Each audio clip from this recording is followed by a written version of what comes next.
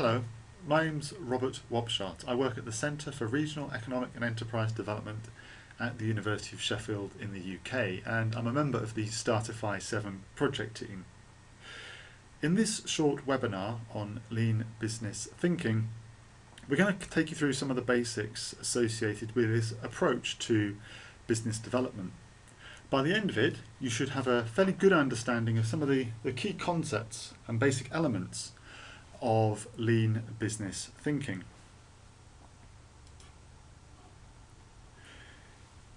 In terms of the background to lean business thinking, or being lean, if any of you have studied operations management or have a background in that area, you'll recognise some of the terminology and also some of the ideas from systems such as the Toyota production system.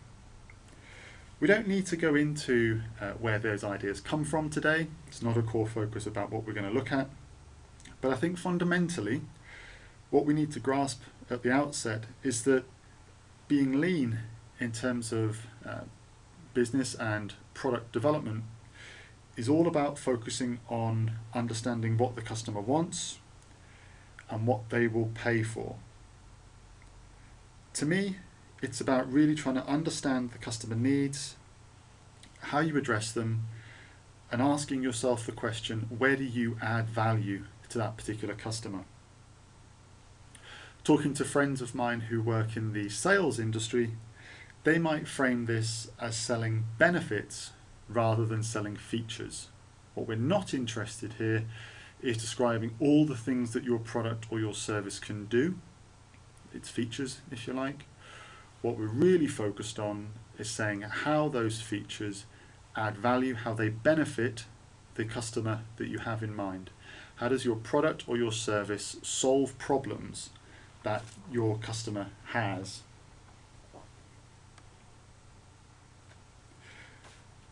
Now, there are, if you like, three key principles or three areas that we can associate with this approach to lean business thinking.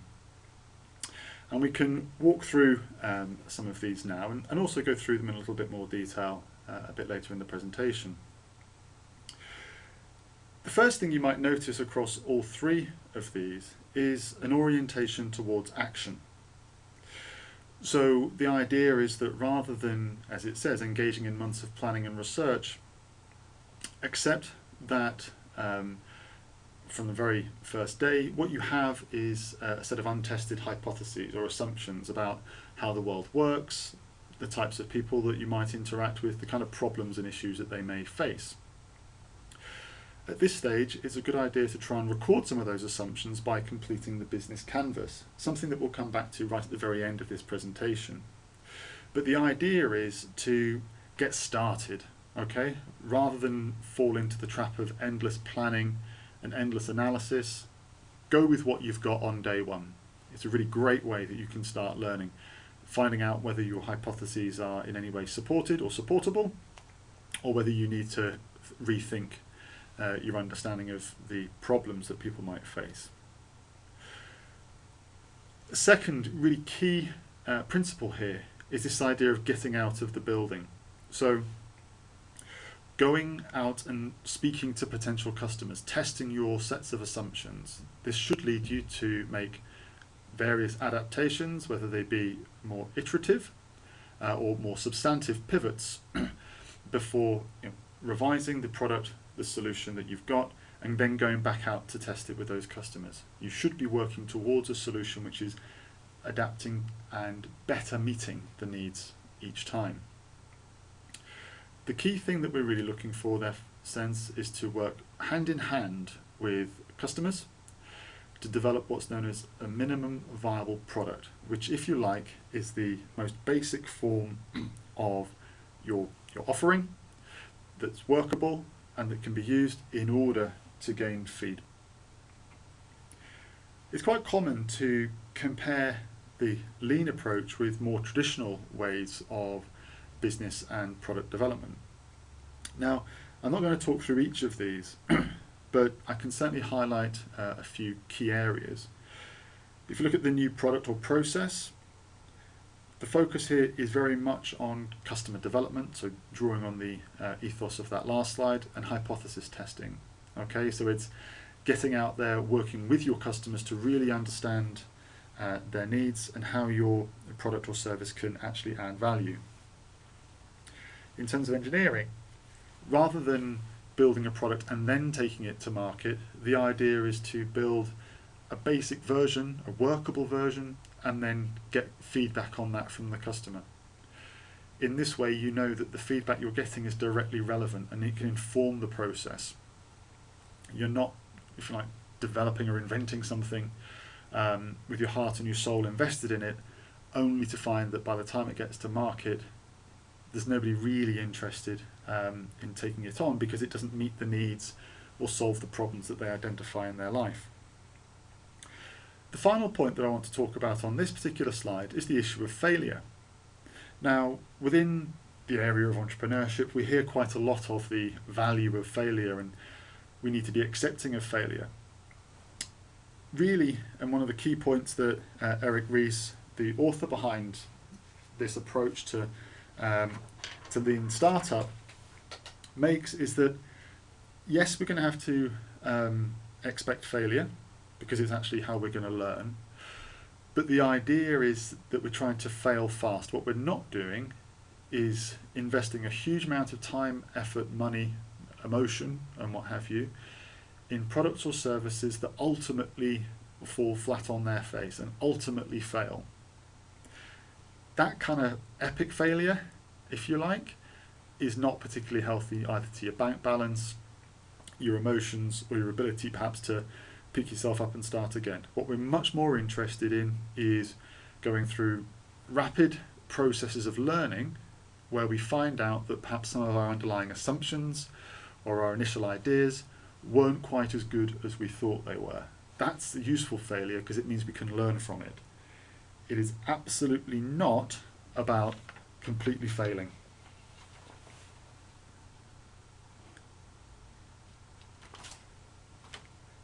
The next thing that I'd like to talk about is this process in overview.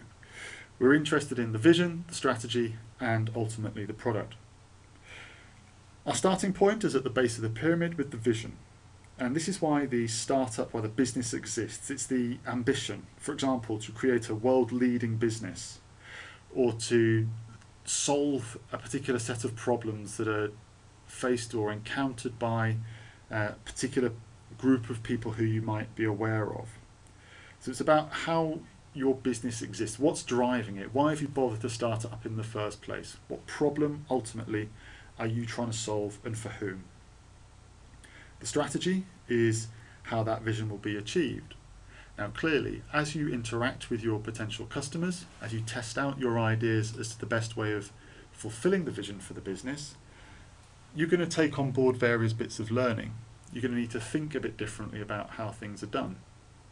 So this is what we mean by a pivot. It's a way of changing the direction in terms of the strategy in order to achieve that ultimate vision. When we get towards the product, this is the outcome of the strategy, if you like, how the product or how the strategy is realized. And then we're into a process of optimization. So how are we going to make that even better? So whilst the vision probably doesn't change a great deal, how you can go about achieving that, realizing the change that you're interested in, will shift as we go through pivots, as you learn more about the problem that you're trying to address for your particular customers. And also, when you get to the product stage, you'll look to optimize that by fine-tuning it.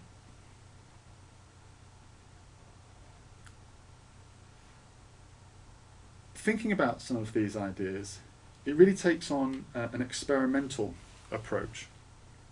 And we can take the idea of Zappos.com, the online shoe and fashion retailer. And we start off by really sort of coming back to this idea of failure again. The way that Eric Ries sort of sets this out is to say, look, if there's a possibility of failure, if that's going to be even something which is possible, it means that you need to set some objectives. You need to try and achieve something. It's not about saying, well, let's just see how it goes, because then you can't actually fail because you've not set yourself any objectives, and actually it becomes quite difficult to know what you've learned through that process. So you've got to get out there, you've got to try some things, set yourself some goals, see what works, see what doesn't. Now, a key part of the Lean Startup is, as we've said, to really understand your customers. So everything that you do in trying to build your organisation needs to take you closer to your customers, to improve your understanding. And Zappos is a good example of this. So Nick Swinmurn, the founder, essentially starts out with his problem around not being able to find the shoes he wanted in a store or online. So he started to experiment. He went to some local stores, asked if he could photograph their stock, post the pictures online, and if someone ordered the shoes, he'd return to that bricks and mortar store and buy it. This is really helpful because it starts off the process of just seeing, is the demand out there for an online shoe retailer? He's not investing in a huge amount of stock or anything like that. He's just taking the photos and posting them online. So this is a good way of seeing, is there any kind of demand out there? What kind of customers may be interested in this type of service? But in doing so, in taking some action, he started to answer some other key questions. Is there a viable, sustainable business out there? By going through the process of setting up the website, being able to process transactions, take orders, take payment, organise shipping, return, customer service, and so forth, this experiment really started to build some key learning. And as you can see, from just getting out there and having a go, Swinmurn was able to build up not only a good understanding of whether there's a potential market, but also starts to develop some really vital skills for being a success in this area. It'd be very difficult to do this type of thing, I think you'll agree, if you just sit at home in your room trying to dream up great business ideas.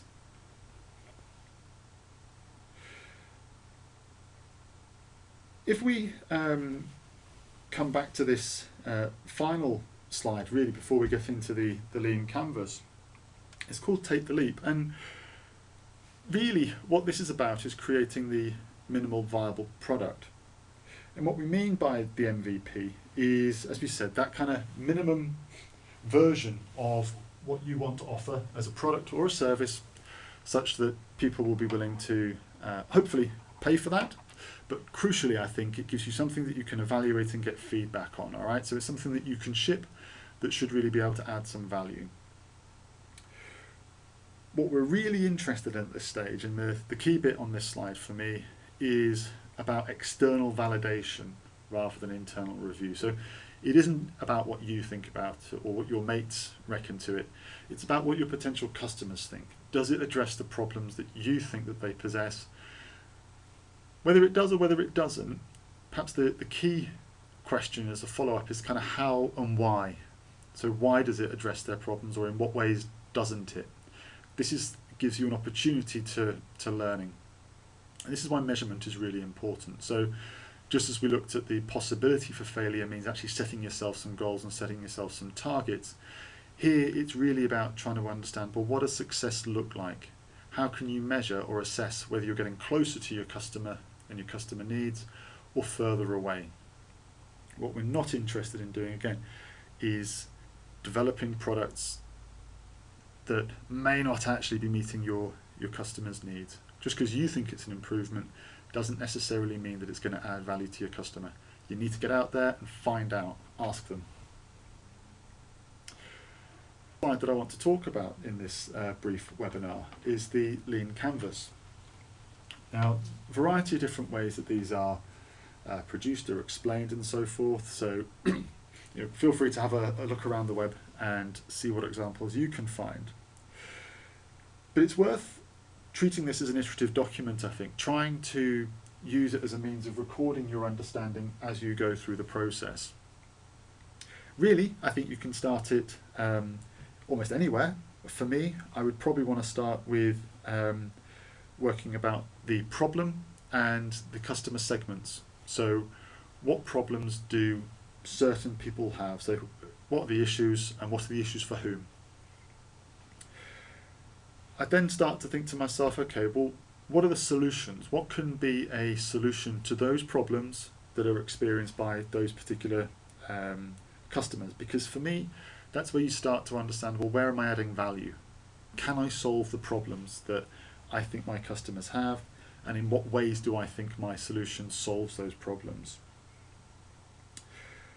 The unfair advantage, really this is what's unique about your business. So how is the way that you're solving this problem for your particular customers, your clients, how is that something which is very difficult for your rivals to sort of replicate easy? It gives you a bit of protection, if you like, in the competitive battle. I then start to have a look at channels. So how are you going to get your solution with all its benefits to your customers? And then key metrics. We've talked a bit about this. So setting objectives in order that you can understand whether you're making progress towards an improved product or actually moving further away. For me, this might be formulated as the question, well, what does success look like for my product and also for my business? If you're getting closer towards that, if you're meeting more of your customers' needs that they're willing to pay for, you're adding value, great, clearly you're moving towards that. If you're not, then you need to rethink about this. You can do some extra reading on this in Eric Ries's The Lean Startup, where a lot of this material has been taken from. Then I think you can start to think about your cost structure and your revenue streams. Now this is really just about, at the initial stage, identifying where do my costs come in, what kind of things am I going to have to pay for, where do I then think my revenue is going to come from. As you develop, as you start to get more informed about your product and your business, you'll be able to fill these in greater detail. But I would suggest you start thinking about it at the outset, because if people aren't willing to pay for the product or the service that you're offering, if you can't work out a suitable revenue model, then you need to reflect on that and think, well, is this a venture that's worth pursuing? The final box I want to touch on is the one that's in the middle, and it's your unique value proposition. And in some ways, I suppose this could look like the easiest thing to fill out, but I suggest it's perhaps also the hardest and the one that might require the most work at it. It's trying to capture this idea. So what is the single, clear, compelling message that states why you are different and worth paying attention to? Why is it that customers will come to you for your product or your service? And actually, why you? I think it's worth spending time really coming back to this on a regular basis. Because as you start to understand your customer more, as you start to tailor your solution to add value by solving their issues or their problems, you're going to get a stronger sense about what your unique value proposition is. I think it's at the centre of the lean canvas for a very good reason. It's the bit that you really need to focus on. The rest of the stuff, I think, all feeds in towards this. So really spend a lot of time thinking about this idea. What's the clear, compelling message that underpins everything that you do, and how you add value to your particular customers. So that brings us to the end of this very short overview webinar on lean business thinking. You can email us at the address of STARTIFY7 at sheffield.ac.uk. You can follow us also on Twitter at STARTIFY7. Thanks very much for listening.